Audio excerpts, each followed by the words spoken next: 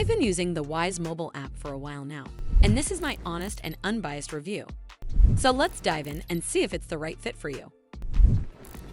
One of the main reasons I chose the Wise app is its commitment to transparency and cost-effectiveness in international money transfers. Unlike traditional banks that often impose hidden fees and unfavorable exchange rates, Wise offers real-time exchange rates with minimal fees, ensuring more of your money reaches its destination. Additionally, the app supports transfers to over 160 countries in 40 different currencies, making it a versatile tool for global transactions.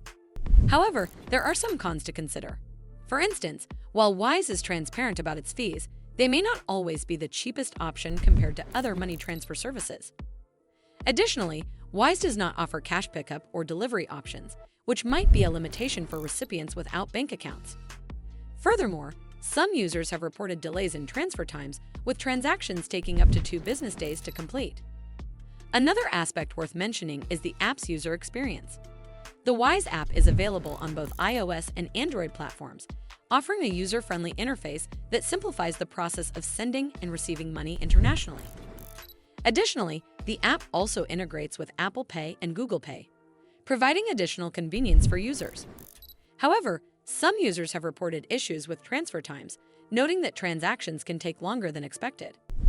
Overall, my experience with the Wise mobile app has been positive, especially considering its transparent fee structure, real-time exchange rates, and extensive global reach, making it a reliable choice for international money transfers. As always, do consider speaking with an expert before making any decisions. Well, that's all for this video. I hope you found this video helpful. And if you did, make sure you give this video a super thanks by clicking on this heart icon to help support the channel, and don't forget to hit that subscribe button. We'll see you in the next one.